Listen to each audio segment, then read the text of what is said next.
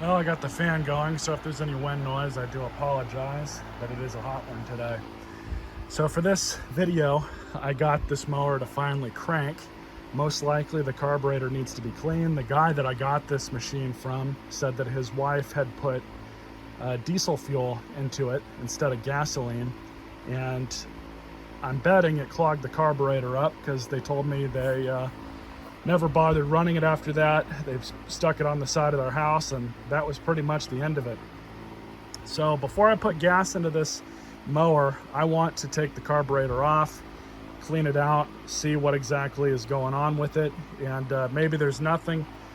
Maybe the diesel fuel didn't do anything, but we'll see. So the first thing we're gonna do is disconnect this, which unfortunately looks like it doesn't even want to stay in anymore, so we might have to replace this. I might have to buy a whole new carburetor just because of this, but we can at least get this carb off, see if it'll run, and go from there. So the first thing we'll do is disconnect the top part of the fuel line.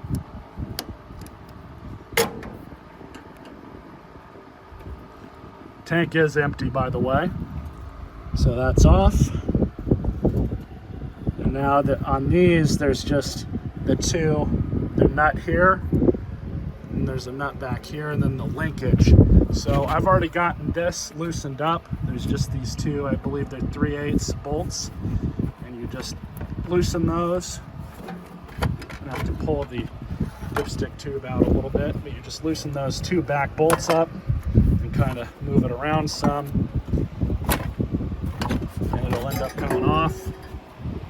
You can just set that aside.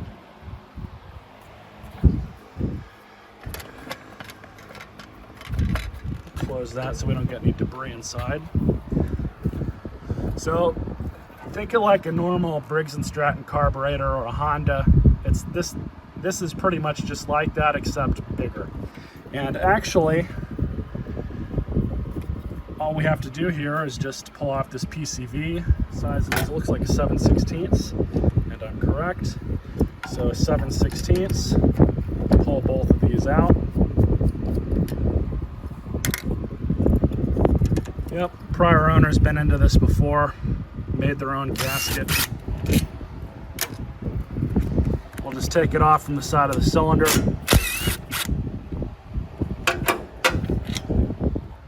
So that's off. So now's the fun part. I'm just gonna angle this carburetor up to get each one of these linkages out. And this one, I'm just gonna leave here. And then this one has two. It's got the return spring, which you can see right here is just this little wire. Be very careful with these. They're very easy to mar up. And there we go. So I'll meet you guys at the workbench. So I don't think that there's any fuel in this, but this is an issue. So when they put this RTV on here, looks like it plugged up these holes, so we're gonna have to clean that out.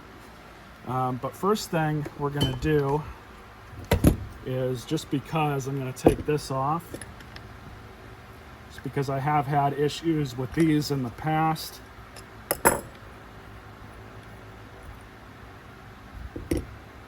Yeah, so maybe we can clean this out a little bit. Unfortunately, when these start to get rust in them, you can clean them out from time to time, but this is going to come back. This is your start solenoid, or your shut-off solenoid, rather. You can replace these. I've seen them on other machines, but we're just going to take the bowl off.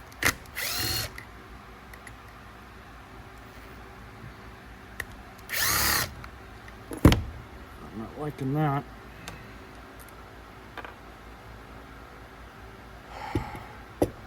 I bet they put RTV on the bowl too.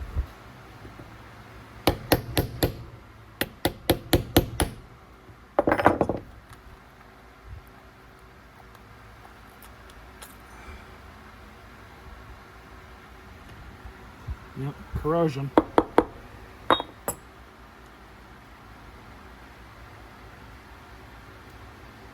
So I'm just going to go out and say this.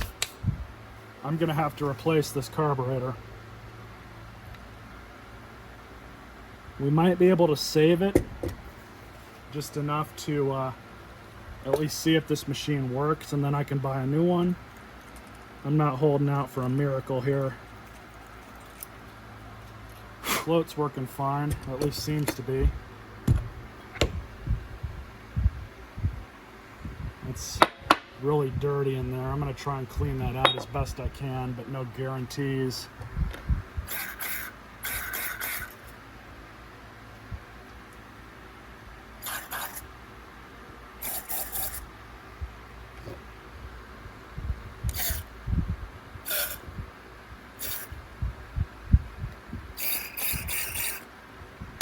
I'm going to be honest with you guys. I'm going to replace this carburetor. I don't really like a lot of things about it. I don't like that this is all corroded up. The bowl is pretty dirty. That's the most fixable out of all of it, but I don't like that there's RTV all over everything. New carbs for these are pretty cheap off Amazon if you go with the aftermarket one, but just for this video, I showed you guys how to remove the carburetor and somewhat clean it out. But I think for the idea for this video is just getting this machine going. Thinking though that this machine will be worth saving.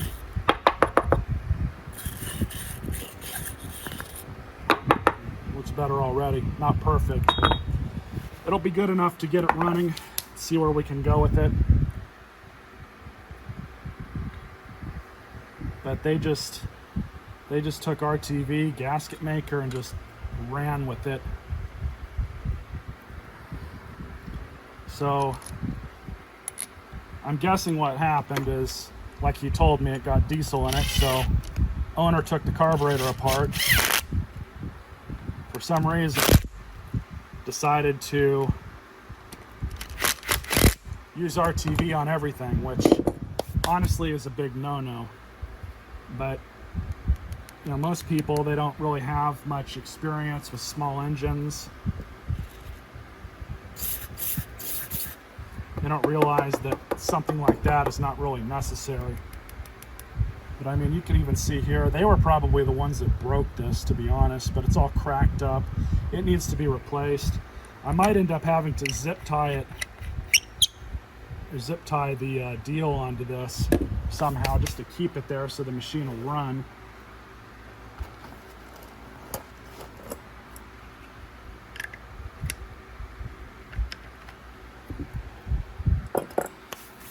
All right, let's stab it back onto the machine and see what kind of trouble we can get ourselves into. So I got the carburetor back on, put the two bolts back in. I'm just gonna put the elbow on with the PCV here. I'm not even gonna bother pulling off any of that RTV. I don't have the gasket for this thing, so it's not gonna do me any justice in removing the gasket that's been installed on it. Side of the tank look like? I thought I looked in here. Yeah, it needs to be cleaned out. So I'm going to undo this zip tie and we're going to clean this tank out. And then I'm going to inspect the fuel lines too. Alright, so here's the tank. Back's a little dirty, but that's not the problem. So we're going to remove this fuel line because I can see inside here, and it's kind of handy panel trim pliers. If I can get under here. There we go. And yeah, we've got some debris in there.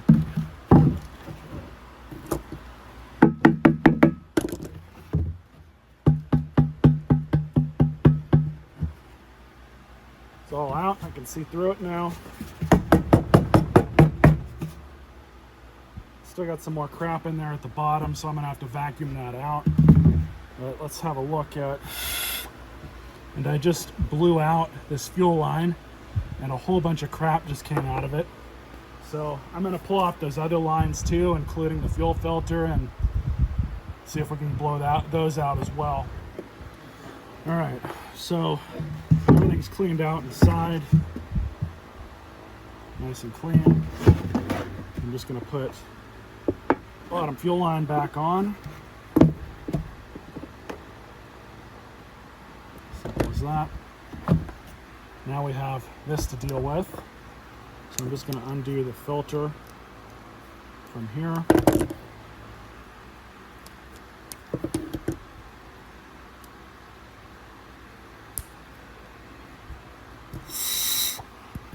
Side of this fuel line looks good.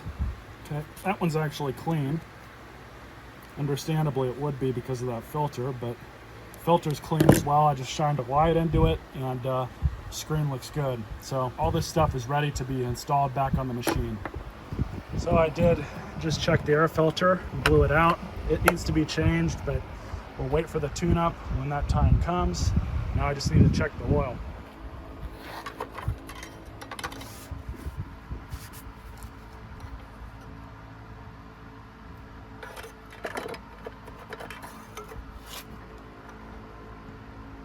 Oil's good. So let's try and start it, I guess. The parking brake on so it don't go nowhere. Let's see, we are on full choke. Everything's working down here.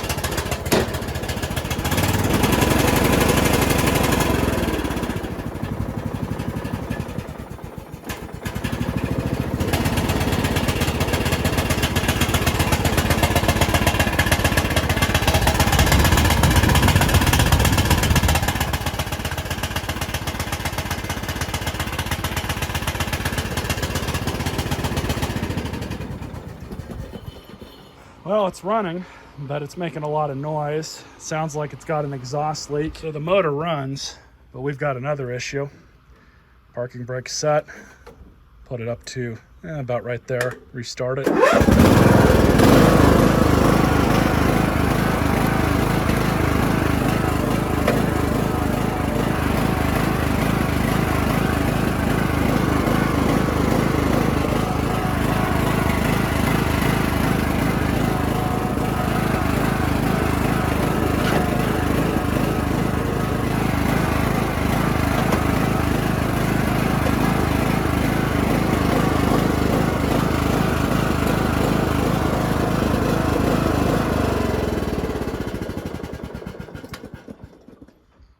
So it doesn't want to move. I tried the PTO too off camera. I didn't want to turn on the blades either. So we've got an issue with the belts. It looks like the prior owner was into this machine before, because when I was looking down here, this belt was not routed properly. And now that I'm looking at it, I think that pulley's seized.